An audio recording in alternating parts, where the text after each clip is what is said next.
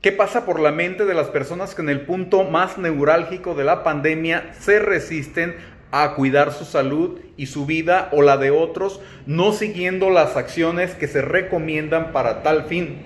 Indudablemente que es una manifestación de irresponsabilidad y también de egoísmo, pero ¿qué es lo que lleva al ser humano a actuar así?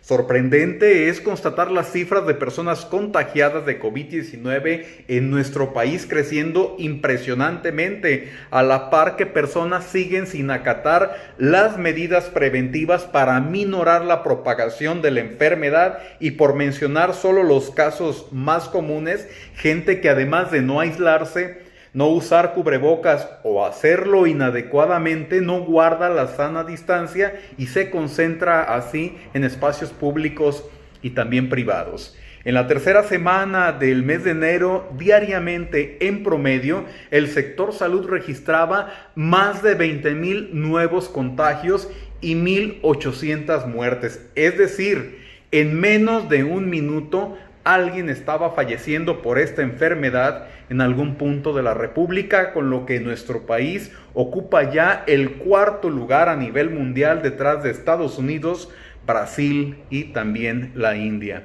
Aún así, hay gente que sale a las calles sin una finalidad esencial. Se congrega en fiestas particulares o en centros de diversión, sale de paseo, viaja a algún destino turístico y hasta presume las fotos en sus redes sociales. ¿Qué le pasa entonces a este sector de la sociedad con tal descuido hacia sí mismos y los demás? Y en muchos casos hacia familiares cercanos con muy alto factor de morbilidad. Los psicólogos han dado una serie de respuestas a este fenómeno que se presenta no solo en nuestro país, sino en gran parte del mundo.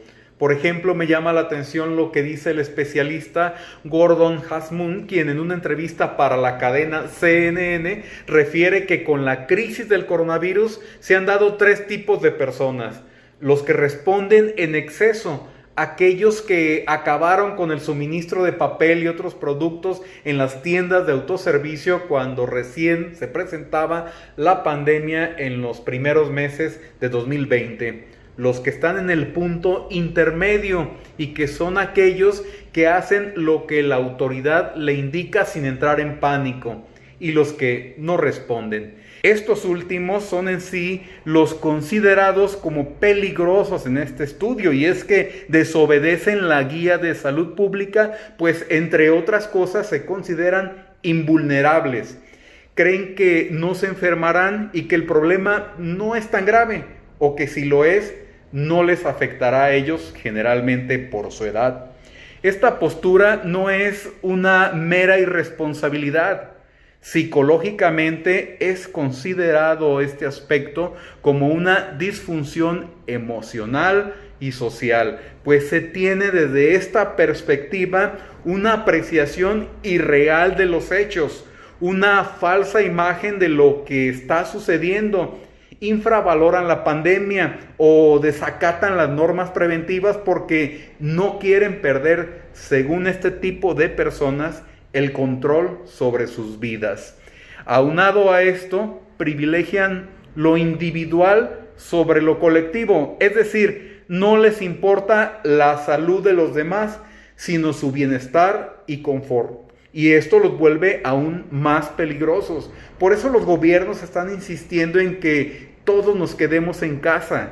Pero cuando este tipo de personas ven a un gobernante o a un servidor público hacer lo contrario, reaccionan con rebeldía ante tal incongruencia y no solo siguen desacatando las indicaciones, sino que promueven esta conducta en su círculo más cercano.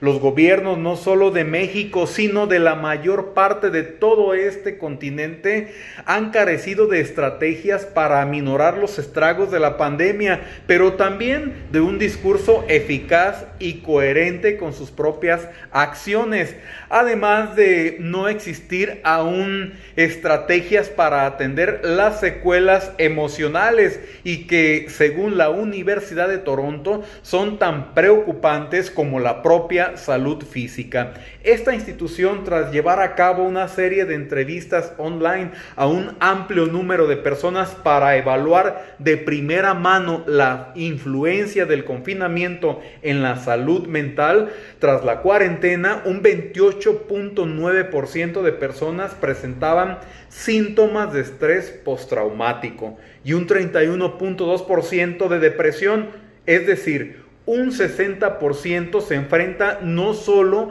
al riesgo del COVID-19, sino a la afectación emocional que la pandemia está generando. Y la afectación no solo sería en quienes distorsionan la realidad de la pandemia y minimizan irresponsablemente sus efectos, sino también en los paranoicos que desde el inicio de la problemática hace casi un año acabaron con el papel higiénico, gel antibacterial, mascarillas, paracetamol, todos los productos que en ese entonces parecían que serían necesarios y básicos durante el aislamiento. Abarrotaron las tiendas de autoservicio y dejaron prácticamente vacíos los anaqueles. Sin embargo, el equilibrio entre ambas posturas sería lo ideal, el atender las sugerencias de distanciamiento social, de usar cubrebocas, de protegerse con el lavado de manos constante, el no acudir de manera concurrente a los mismos sitios. Estos últimos ejercicios sociales por parte de la población serían lo indicado, así como lo propone la autoridad de manera reiterada a través de la televisión y de constantes anuncios en una y otra parte.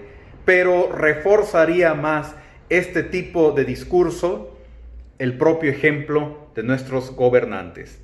Al menos así lo veo yo.